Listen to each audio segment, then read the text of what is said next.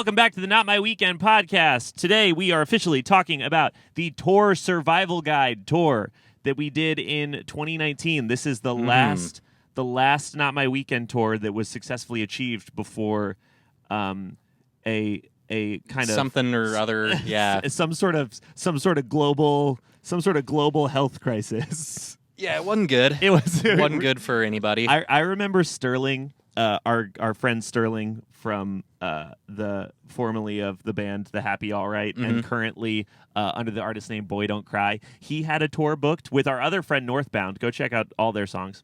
They had a tour booked that was like the week before COVID hit, something like that. Like right about the same week. And Sterling and them, they posted that the tour was canceled. Sterling posted a picture of him in front of his house with his bags packed, ready to go.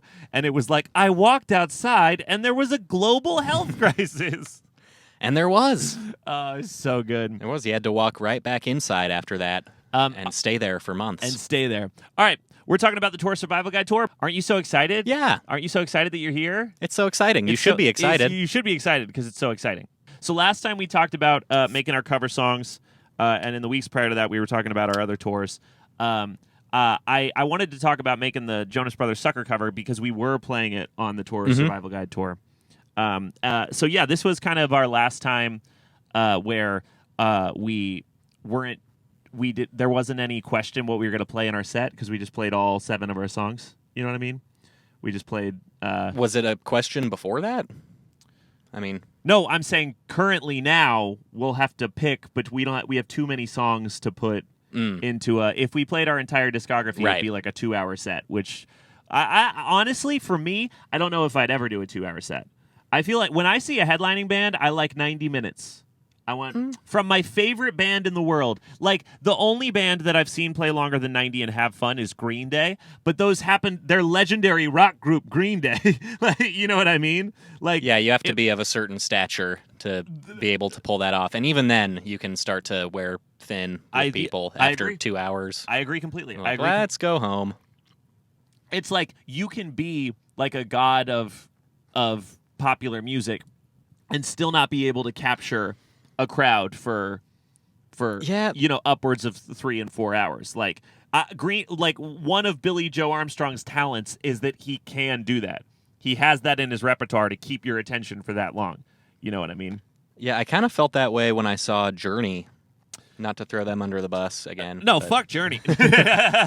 Why? I like Journey, but I just thought that their set went on. It dragged on a little bit, and the guitar guy, I think his name's like Neil Sean. He's great at guitar, super duper good. But every single song, person. He's probably a good guy too. But every single song, like all of the songs, they would add in like a 6-minute guitar solo, and he would spend the whole 6-minute guitar solo being like,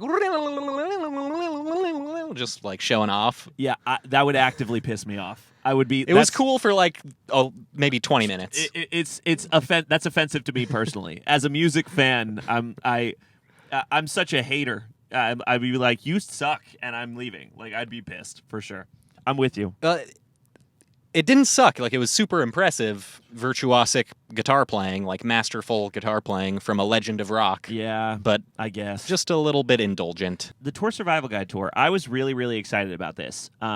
The 3 previous tours we had done for Yellow were the kind of OG DIY indie band tours where we would go play shows and we would open up for local bands or we would play a bunch of different local shows. Whereas this was the first time we actually partnered up with an additional band, a band called Happy. A band called Happy. They were a band that was called Happy.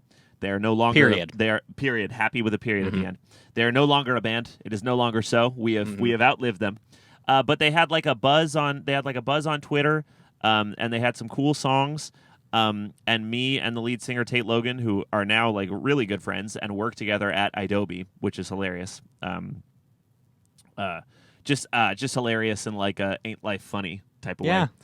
Had been messaging each other on Twitter and Instagram and like kind of DMing back and forth, and we had said like, oh yeah, we should do a tour together, which is only funny because like it has been said and continues to be said between me and other bands and lead singers for my entire life. Like Right. I've done Facebook messages and Instagram messages with dozens and dozens of people about we should do a tour together sometime without those tours ever actually happening. And I think there's sort of even like a mutual understanding that it's like, we're doing niceties. Like it would be fun to play shows together, Here's Noah. Here's Noah. Here's our drummer. All right. Let's go! What up? Oh, we're doing. Oh, you're doing. Oh. We said we were. Yeah, we were. We were. Oh shit! Not scream. No. Oh, he's doing. Scream is here. Fuck. Hello, Sydney. That joke is so funny if you were there, and maybe it's still funny even right now. I don't know. Put your mic up. No one can hear us. Yeah, my bad. Yeah, no, you're fine. Mike was on my lap. Mike was on my lap. Mike Wazinski. How's it going? Wazowski. It's Mike Wazowski. Wazowski. Yeah. How's your day? How's your Wednesday? Yeah. What is your hoodie? That looks like something I would wear. Why are you wearing a hot anime girl? It's that band Koyo. You ever heard of them? Is it a hardcore band? Oh, they seem cool. Sorta. They were like they're cool. They were on tour with the Story So Far. I think they're out with. They're going out with Real Friends. Oh, in, on Europe the or something. On the Census Fail tour. I'm not sure, but they're sick. I just got them in a Discover Weekly, and I'm hooked. Nice. I think you'd like them a lot. Check them out. I'll listen. I haven't at all. That hoodie is super cool. Yeah, I was. I once a year we'll throw out all my old band hoodies and then be like, I don't have any hoodies. Yeah, you do you do like an identity crisis and then immediately wonder where they all went. Yeah, exactly. I'm I have to have something to wear to shows. Right. That is great. That is killer. Yeah, I thought you would like it. We we're talking about the Tour Survival Guide tour. Okay. Yeah. We hadn't even started. I had just mentioned how Tate and I DM'd each other on Instagram that quote unquote we should do a tour together sometime, and it was the only time that actually led to doing a tour with the other band. It's the only time that ever actually came to fruition. Yeah. No, I was really pumped for that one. I actually bleached my hair blonde because I was so stoked. That was Frosted Tip summer before we even knew what that was. We were yes. Yeah, it was pretty regrettable looking back.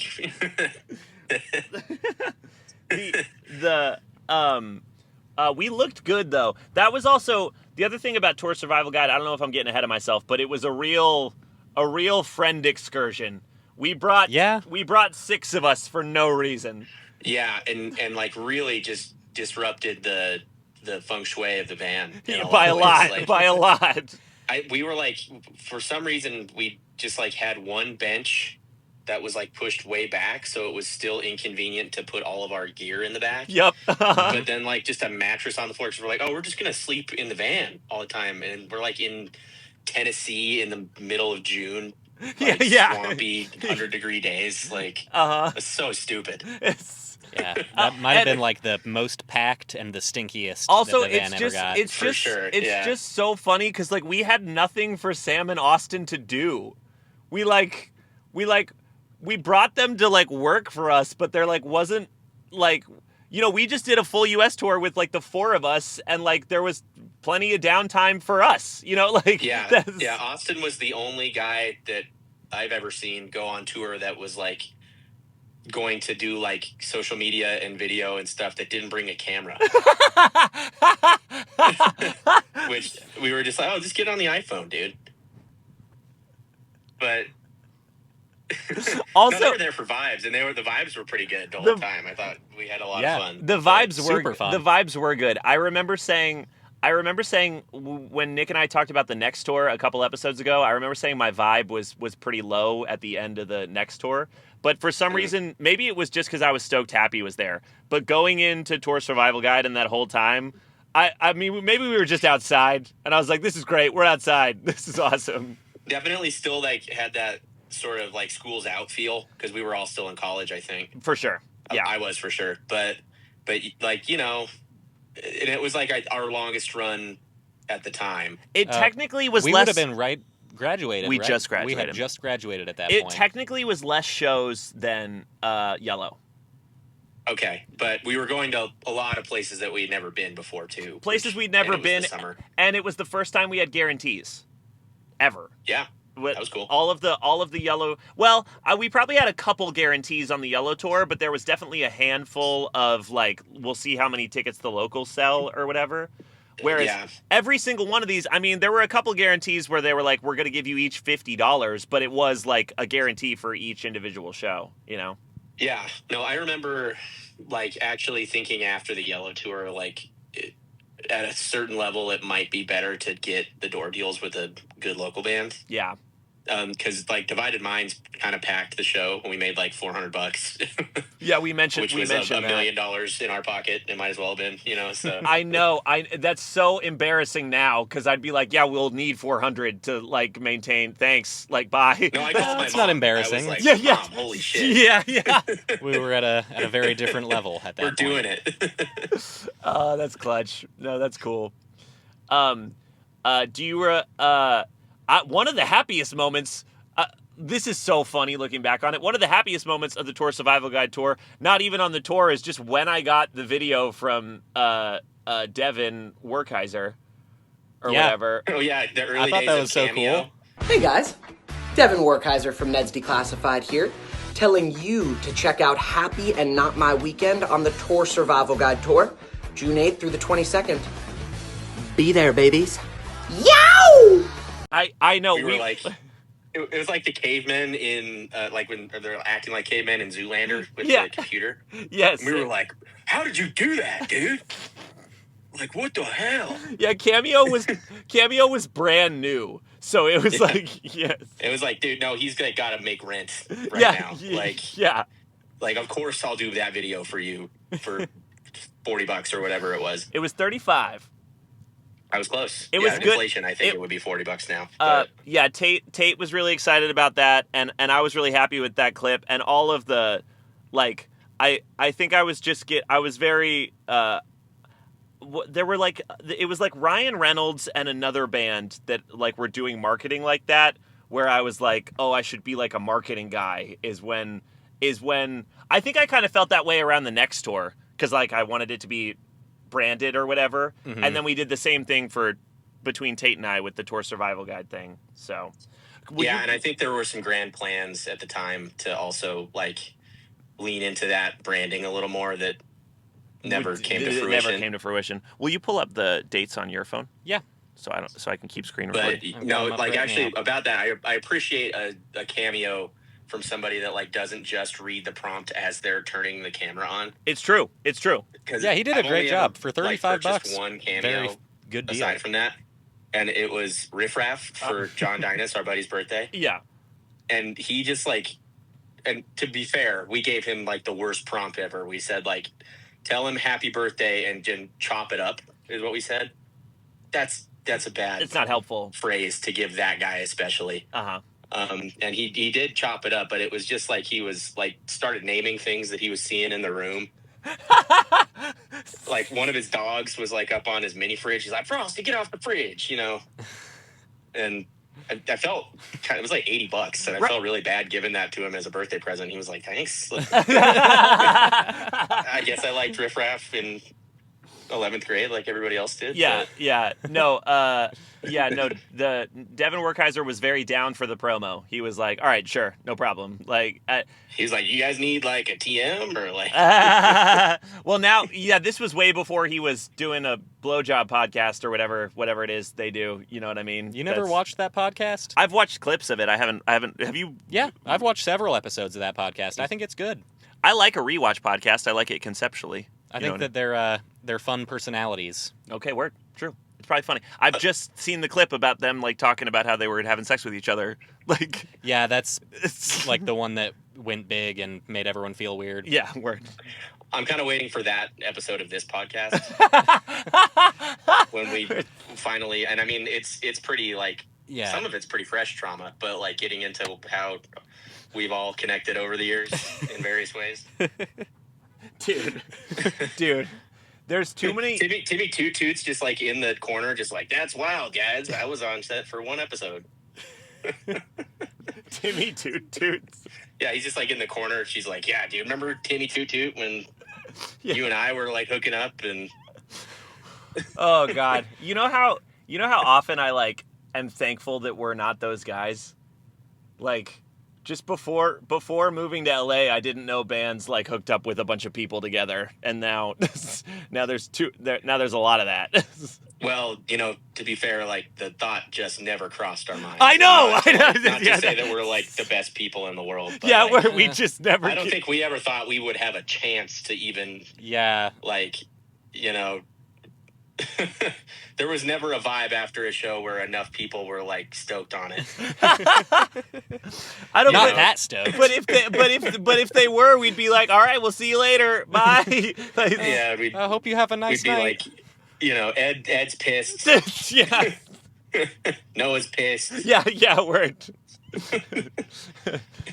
Nick's gone. Pat's still at the merch table. You can't get him to come outside. Sam is down. Sam's down. Yes. I'm gone. Where am I? We don't know. We can't find you. It's just. You're playing the Switch wherever you are. Yeah. Or one of the other bands had Schmeed. Oh, could be. Yeah. We made friends with a new band called Lake Drive last night. We got full on dinner. It was nice. That's good. Are they? Because there's a lot of bands with Lake. That's like a pretty saturated market. That's what Nick. Nick. A lot of bands that have Lake in there. That's what Nick said. Yeah. He told me the name of the band. I was like, good name. It's a good name right there, Lake Drive. Do you remember anything about Detroit, the Hot Rocks Sports Bar, the very first show? I do. And it's because that was the first night of tour, and we had to drive all the way from Laramie, Wyoming, out to Detroit. So we had the entire day before was on the road. Mm-hmm. But because of that, I think we actually left 2 days early because it was like an 18-hour drive. Okay.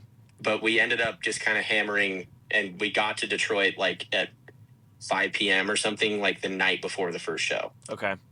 And we stayed in downtown Detroit at like the Holiday Inn. And we stayed in downtown Detroit?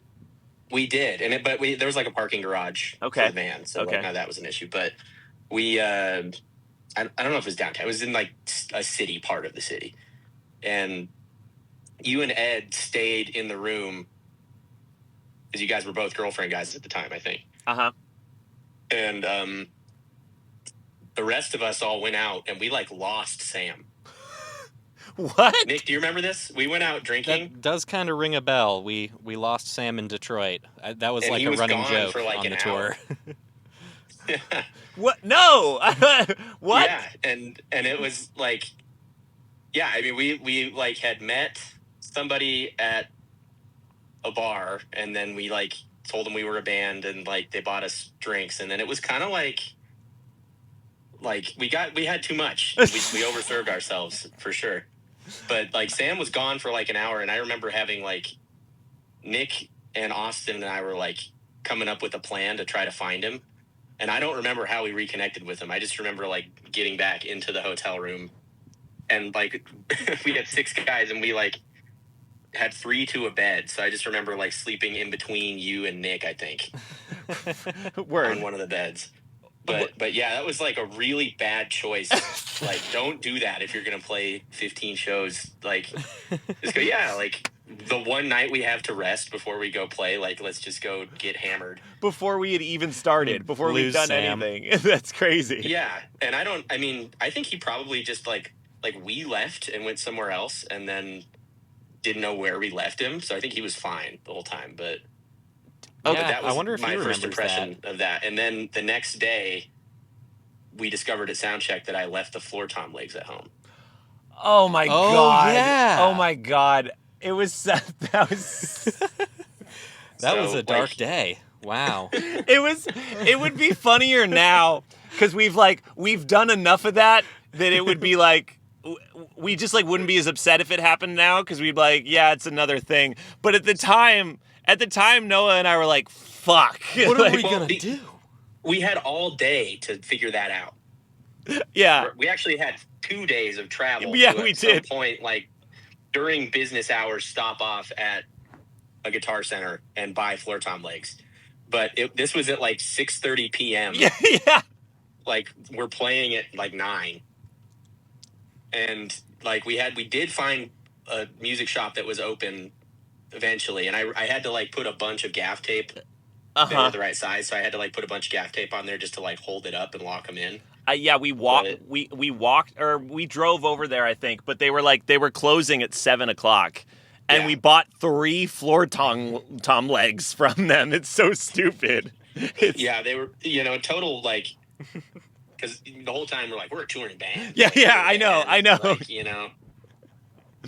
just a couple really like asshole decisions. Oh, it's so good. That first 24 hours of tour. It didn't get much better. As far as decision making, slightly debauched. We didn't have a checklist at the time. Now every night before we go or leave anywhere, we have a checklist of everything that's supposed to go to the next shows that everyone. We still lose shit all the time, and we do still lose stuff all the time. It's just a nature of tour. I mean, I'll lose like. I left one AirPod in Minnesota or wherever. Like it's just gone. The Chicago show where we almost overheated and died.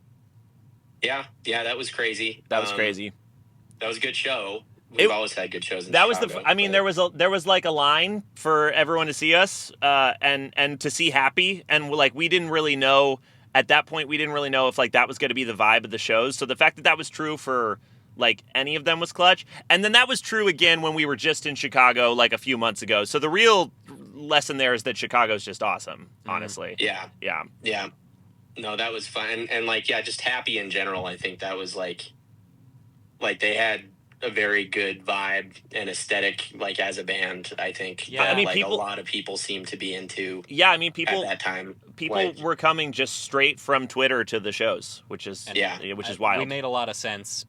Like co-headliners, I mean. Yeah, our songs and our looks were like similar. No one that liked Happy saw us and was like, "That's not my vibe." You know what I mean? Vice versa.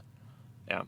You thought there were some people that weren't into it based on liking Happy? Look, I mean, like I just think that like we didn't really know what we were doing at the time because we were just playing Yellow, but it was like that very much was like. A bunch of like we had an acoustic guitar song. We had 2 acoustic guitar songs in that set and a ukulele in that set. Mm-hmm. Yeah, which like I don't think that was like too far out of left field, but just as far as like fitting in, I don't think it ever was like totally up like that pop punk alley. Yeah, for sure. I guess it's more of a vibe similarity. Yeah, word. I think it's like presentation as well. You're right though. I mean, we wouldn't. I wouldn't. I love that we just bring electric guitars right now. It makes it way easier. Makes it way easier to digest this. Yeah, it's not as much of like a like why are these guys doing instrument changes at this like 50 cap? Yeah. But no, I mean it was a good fit, and I think that was fun because it was always going to be a good show because you always had another band that was a similar vibe. Sure. Which was a risk at the time. It was. No, it was, but it worked out better than the Yellow tour. I mean, the Tour Declassified and the Yellow tour were both like really good, but the Tour Declassified just worked out better in general, I think. Yeah. I don't remember anything about this. Oh, I don't really want to talk about the Scranton Irish Wolf Pub. I don't. It was bad. It wasn't fun. I don't know Well, I mean, that was actually like an interesting day in general because they had this RV Happy that they were traveling in.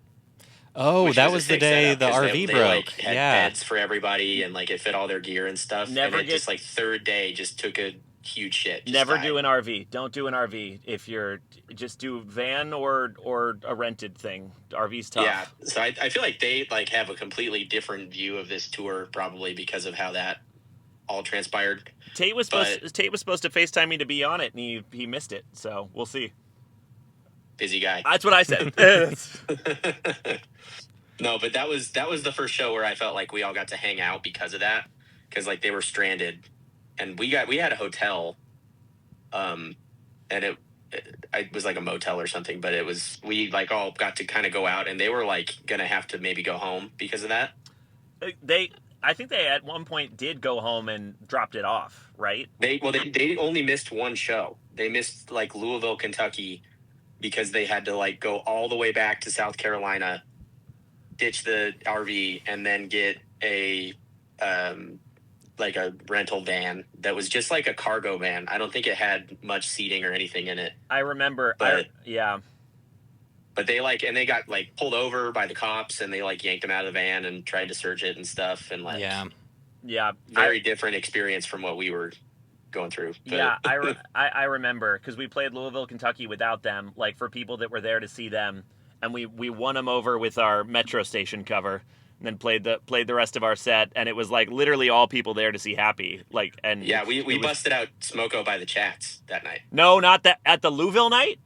Yeah. No, we did that at the. We did it multiple times. That sucks. Why did we do that? That sucks. Because we also didn't know the whole song. We just knew we went through like the first verse. Oh, that's such a bummer. Yeah, maybe not. It wasn't the best performance choice. Christ almighty. That's crazy. Whoo! Okay, word. True. Heard that. Someone last night, Lake Drive was like, "You guys ever do cover songs that like don't really fit with you?" And I literally was like, "No, I don't think so. I think like we know what's up." You forgot all about when we did Smoko a bunch of times. That twice. Yeah. And then that show they missed, we had like learned the first through the first verse of like one of Happy's songs as like a. That's funny. Like, oh, they're not here, but we know we can do a little bit. I remember that. And then in Houston, we did like TNT by AC/DC for your dad. It was Father's Day or his birthday or something. It was Father's Day, yeah.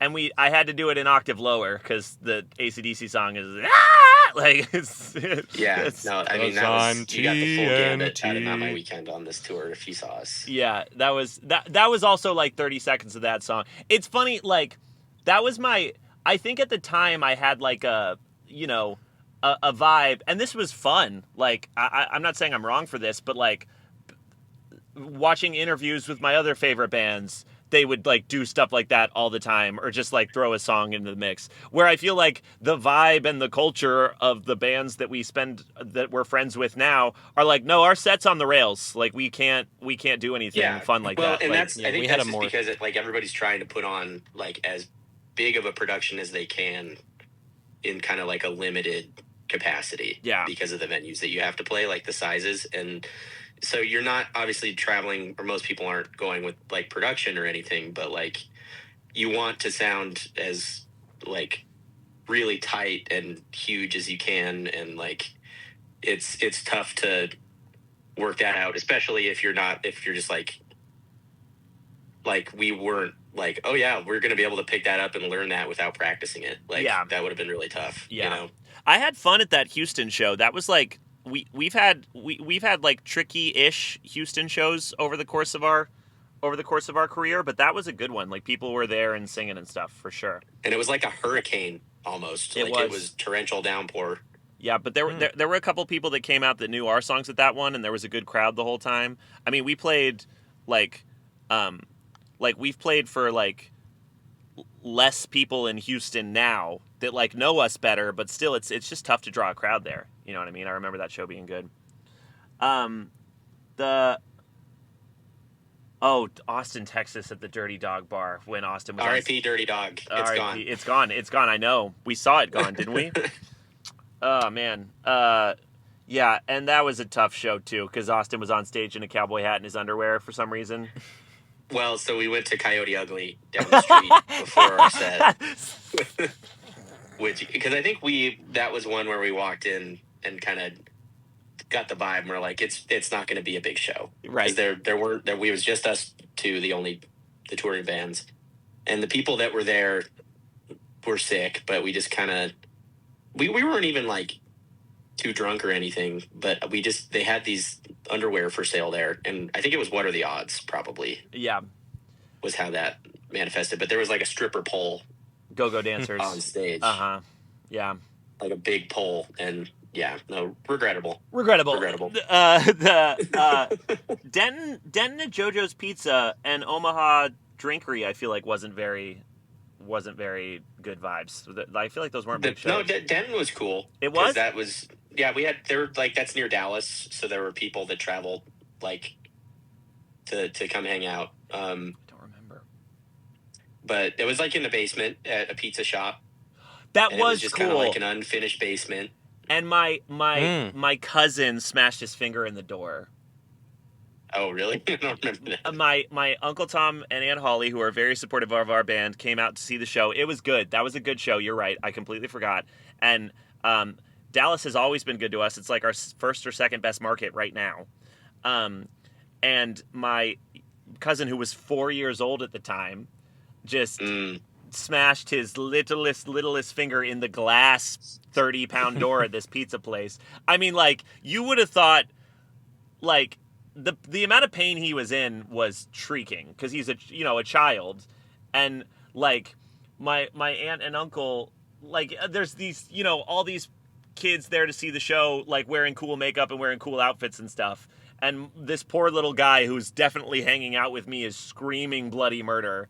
And there was a nurse that just happened to be in the restaurant that like looked at him for a second, and she was like, just take him home and put ice on it, like, right now. And they just, my uncle was like, here's $100, we're leaving right now, I'm so sorry. And I'm like, yeah, no, it's okay. Yeah, that was a good one. Never mind. Dallas rips. I fucking love playing in Dallas. It's the best, honestly. Yeah, and then I think Omaha was kind of whatever at the Drinkery. I think we just got through. And then Denver was like, our first or second best Denver show at the time with all the homies. That was a big show. And it was a big show, and all of our friends came out, and you guys partied pretty hard before the show. Yeah, we almost lost Nick. We almost lost Nick that was the night, yeah. Yeah. That was the one. On the struggle bus a little bit before the show, but I found a way. It worked out. I think we're just more responsible about our show times now than we were then. Like, look, I mean, at the time, it was very much like we didn't know how to like treat it properly, and I don't think that like the shows ever suffered. Like, we were never in a place where like we weren't going to play well, but like, just like, tour is such a grind when you like are just doing it like day in and day out. And I think that like you have to be strategic and like having fun, because that's an important part of it. Yeah. But you're not going to be like rock stars when you're doing it on your own, Yeah. And all I needed was a little nap. And then I was fine. Also, show adrenaline is real. This is before we were ever touring, but I was like dead sick for a show opening up for Brendan from Modern Baseball. And like I had no voice at all, but for some reason just like didn't tell them that was the case, and got on stage, and like I really felt like I could sing for that whole set, and then my voice was just completely gone, like on either end of it. Like, show adrenaline is a very real thing. You know what I mean? Yeah, I played through food poisoning before. I was like, yeah, yes, you have, yeah.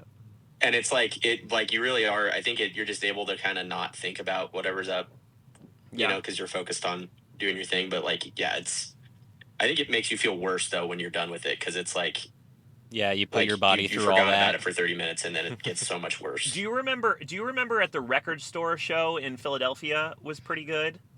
That was a great show. But, yeah, we had like some technical difficulties or something. You and I got into a bit of an argument that night because our guitar just wasn't coming through the amp, and it was because one of the local bands had the same system as us. So like the same wireless, yeah. So our guitar was connecting to their system instead of ours, and we didn't know that until way after the set had changed.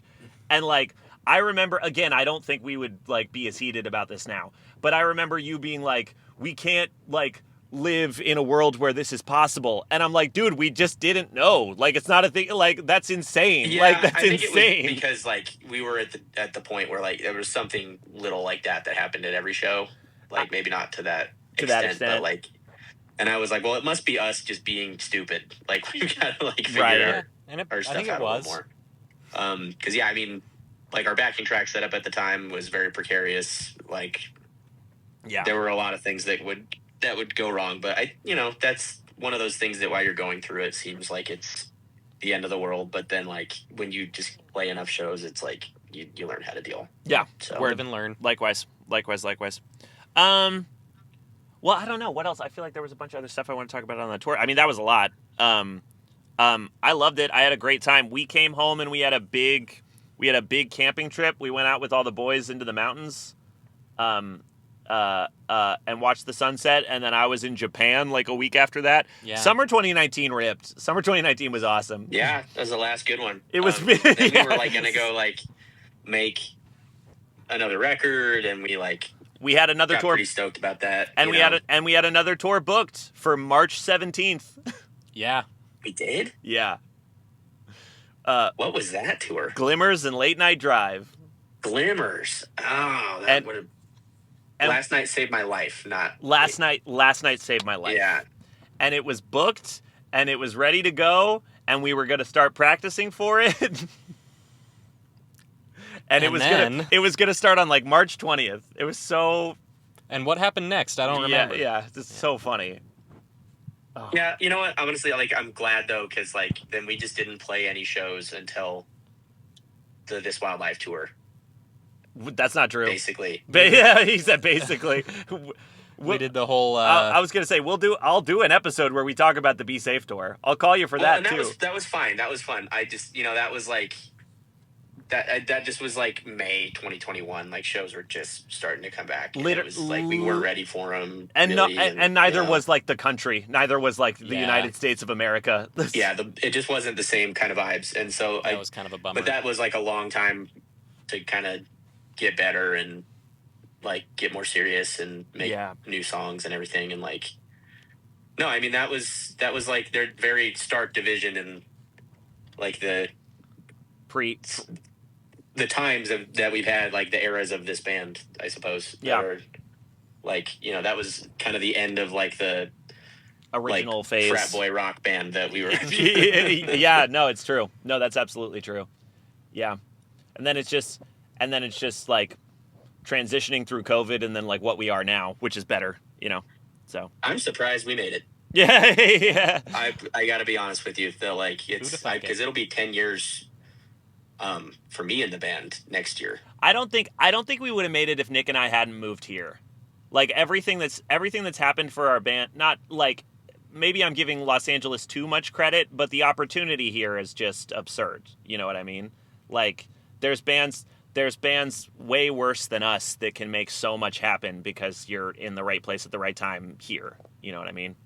Sure. Yeah, no, I think it is definitely like, was it Jaden Seeley that told us like we just got to keep being a band right before he quit? Yes, before their band ended. Yeah, but I mean that's like the best advice I think we've ever got is like if you want to be a band, like just you have to keep doing it because everybody will find a time where they like stop doing it.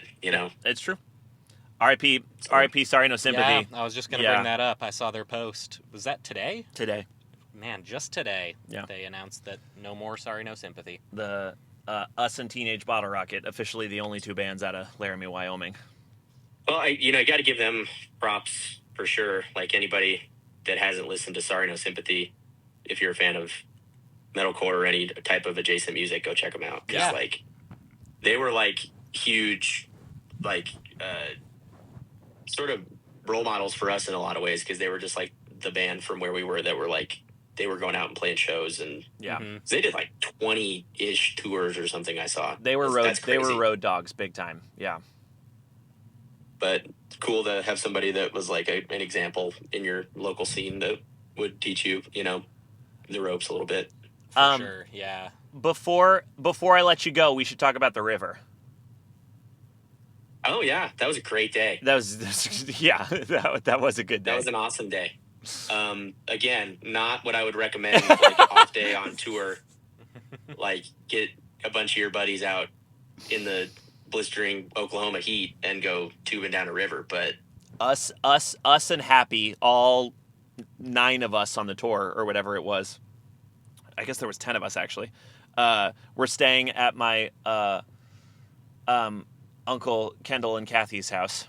and we were there for like 2 days, and we just went out to a lazy river, a real one, not like a water park one, and just put beers on a tube and just got so sunburned and just it was stupid fun. Definitely, like, just one of those things that I could, like, being 27 now, even, like, I was like 21 or something when we did that. Yeah. Like, I don't have the energy to do that. Like, when we had an off day on, like, our other tours, we just did nothing but drive. Yeah, word. Which now we're better about that too. We'll hit the bowling alley or something now. You know what I mean? Yeah, like, nice chill night, like, go to bed early, get your rest. If we have a full off day, I'll do a lazy river again. That was awesome.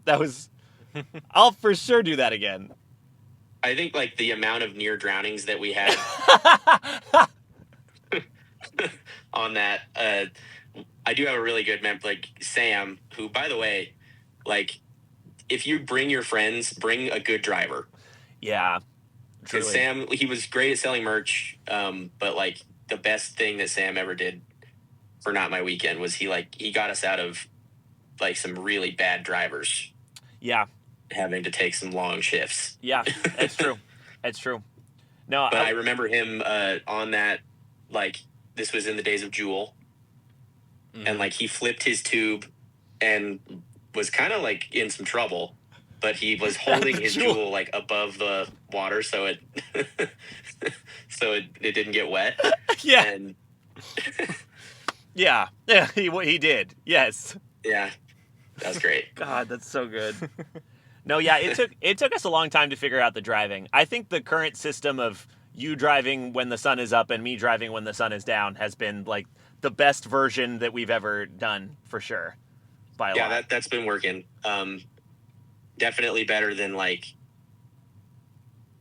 I love Jared, but, like, that guy was killing himself. Yeah. on this wildlife tour. Yeah, I mean, he driving so much. He was actively, like, insisting that he torture himself with the drives, like, and. But I don't blame him for, like, looking at the rest of the people on that tour and going, like, I don't want you guys to have my life in your hands. I do blame him. I blame him for sure, but that's fine. that's... Yeah, you guys will work that out in therapy someday. No, we'll work that out. We'll work that out publicly for money. It'll be great. What's the difference? Fair enough. What's the difference? I feel like that whole podcast endeavor for you guys has been very therapeutic. So. Yeah, I think so too. Yeah, I started thinking about the ducks again. On the dashboard? The rubber ducks? No. What ducks?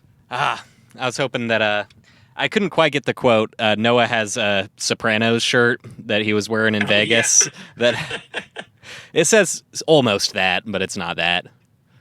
What is it? It's a Sopranos quote. You have to watch the show. Okay, to get it. Got it. Started thinking about the ducks again. Grow up. It's been 20 years. Got it. Got it.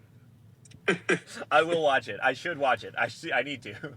You're on, like, the 5th episode of, like, the 18th Marvel show right now. Yeah, I know. And I could just be watching. Yeah, I know.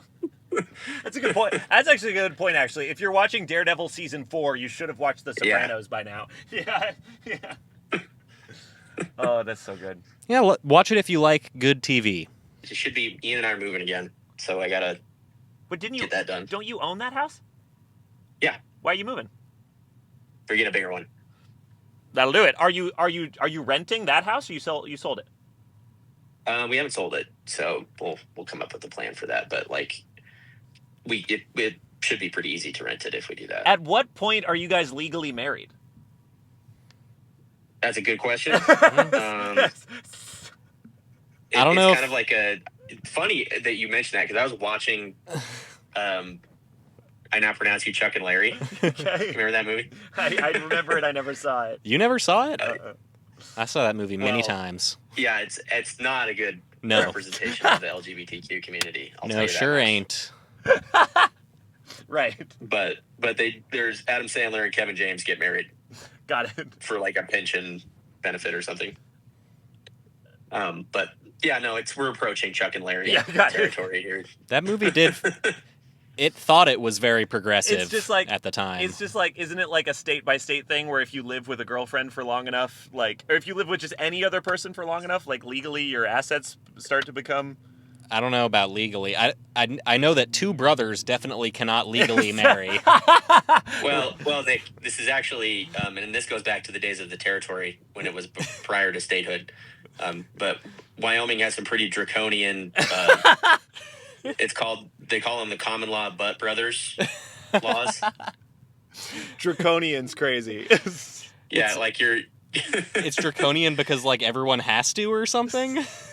The actual status of your butt is not important. It's just that, like, if you've lived with a guy for long enough, like, the way that they looked at it, and this was draconian, right? Remember? Yeah. Archaic. But yeah, like, the government is like, there's no way those guys aren't fucking. The status of your butt does not matter. Brothers are no, right? Yeah. Yeah, and they send the sheriff out to take you to the territorial prison. The territorial prison. Holy shit. Later, boys. Later. Bye, Noah. So yeah, maybe we'll stretch this into 2 episodes if we have a good conversation with Tate next week, because Tate had a very different experience on the Tour Declassified tour for sure. Yeah, it'd be interesting to kind of hear him recollect the things that went wrong in particular. Yeah. The RV breaking down, and then the whole fiasco with getting pulled over. Thanks for watching. Appreciate y'all. We're practicing. We're posting TikToks. Come see us opening up for Calling All Captains and Forever Came Calling May 27th through June 1st. We're really excited for those shows. I'm excited to hang out with those boys and see everybody on those California dates. You can see us later in 2025 if you don't live near those shows, I assure you. Follow me at Patrick NMW. Follow Nick on his Instagram. And... have a wonderful day. Yeah, have a nice time. I'm gonna go move my van because I accidentally left it parked where it shouldn't be overnight. Oh no. I know. Bye, everybody. Bye.